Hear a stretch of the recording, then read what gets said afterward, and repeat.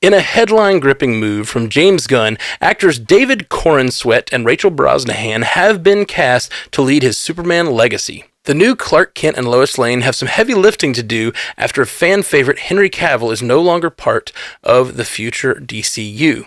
However, with this film slated to be the first official film under Gunn and Peter Safran's leadership, expectations are sky high. Pun intended. Are we ready for a new Man of Steel and his lady love Lois? So these were definitely the two most popular, I think, fan castings that I saw. I think this news got announced for two reasons right now. One is because The Flash has had another terrible weekend. It dropped 72% at the box office since last weekend, and I think Warner Brothers is definitely trying to change the DC conversation a little bit and trying to kind of look forward to the future.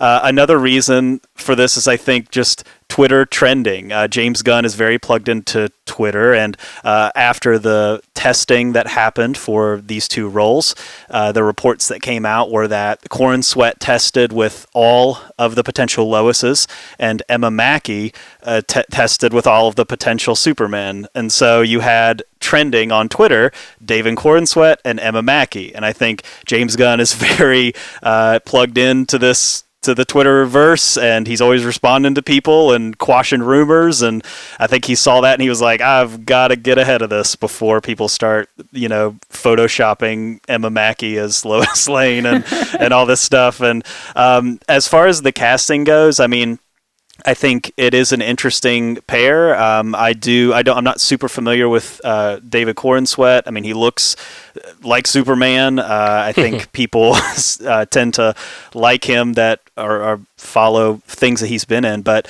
I did, at the recommendation of this podcast, start The Marvelous Mrs. Maisel last week. It is fantastic, and Rachel Brosnahan just steals every scene that she's in that show. So I'm in for that. I think it's an interesting casting. I think it sets up this movie really well. But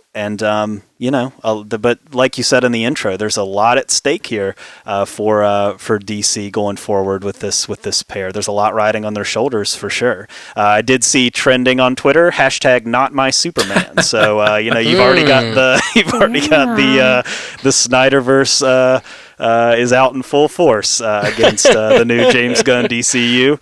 But for me, I'm excited. I loved Henry Cavill as Superman, but that doesn't mean I can't be excited for what's coming next. Matt and I have been calling for Rachel Brosnahan as soon as we saw these casting rumors, and she's the thing I'm most excited about because I don't know David Corenswet from anything. But if you want a fast-talking, wisecracking, smart-as-a-whip newswoman, Rachel Brosnahan's your girl to play that exact role because she's so damn good in The Marvelous Mrs. Maisel. She delivers lines written by Amy Sherman Palladino, who wrote Gilmore Girls, with perfection, and they do the kind of scripts where you have to do word-perfect delivery, so everything has to be said exactly how it's written. She's such a talent. She's, I think, got a theater background.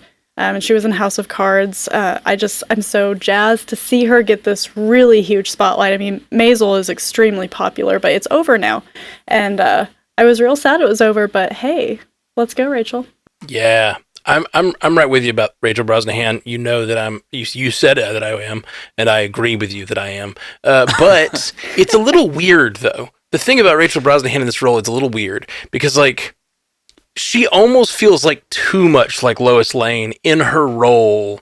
Like, it's so perfect, but it's like an old school Lois Lane. Does that make sense? Like, she has that sort of mid-Atlantic thing going. Like, she feels like a 1940s Lois Lane or something, like that, if they just transplant her character. But I don't think that's what they're going to do. I think they're going to I don't know when they're setting this movie, but I'm assuming it's going to be more modern day, and they're going to update her character a little bit. So it almost feels like she's a perfect casting for the cartoon version of Lois Lane.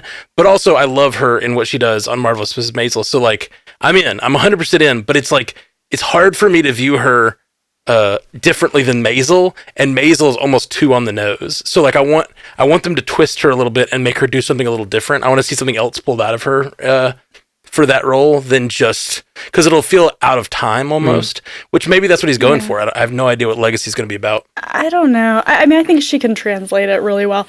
Amy Adams never felt quite right to me in that role, and so this just already feels better. But I hear what you're saying. Like, Maisel would be right on the nose. That wouldn't be great, but she doesn't talk like that in real life. She has a much more measured voice. I think she can flow into it really well.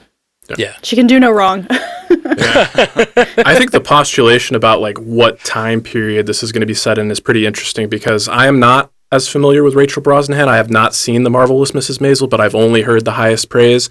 I did see her in House of Cards, and I think it's interesting hearing that she's got kind of like this mid-Atlantic thing going for her. And I do agree with you, Matt. I think just like Batman the Animated Series has been like the definitive version of Batman, James Gunn very much might be looking towards like Superman the Animated Series, or some of these depictions that have been a little more timeless, because the familiarity I do have with David Corenswet is from the Ty West A24 film Pearl, which was set in the early 1900s. And the role that he played did not really give me any indication that he might be a good Superman or not. He kind of plays an unsavory character, but he does feel like right of that time, and it's very much a period piece, and he's got kind of a similar vibe going for him, kind of like this slick guy from the city coming to the small town, which maybe he can kind of reverse that and be the guy from the Kansas, Smallville, going to Metropolis, and maybe that'll play really well.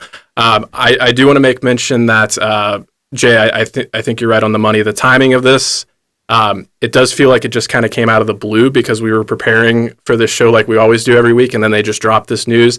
And I can kind of see, the strings behind the puppeteer. It's like, okay, James Gunn is starting to get some flack because he vouched for The Flash, and the conversation about The Flash. Like, I've been on record. I think there are some enjoyable things about The Flash, and I think the flack that it's getting is a little unwarranted, but it definitely makes sense that it would be like, look away from this negativity and let's look towards the future and something positive. Yeah, absolutely. Big news. This is really, really huge. I mean, like, we're sitting here talking about the new, like, flagship characters from the DCU. I'm excited to see where this goes. One other thing I did want to mention, though, is we're going to talk about some James Bond auditions and stuff like that in the past, but not to be jingoistic or anything like that, but I like the fact that we're returning to an American person playing Superman, because comic books are very much an American creation, and the English, our British viewers, I love you, but they've been on record for like, the day James Bond is cast as an American is the day we riot. But here on the other side, our superheroes constantly get cast as Brits, and we don't really complain about it that much. So just had to say that. It's nice. Yeah, right in time for the 4th of July, baby. Let freedom ring. Yes, gotta bring it out. America. Yeah. Scotty's going to like slowly just like wear more and more flag paraphernalia in his background and on his clothing every week. I'll find you a Kansas shirt and send it to you, Scoots.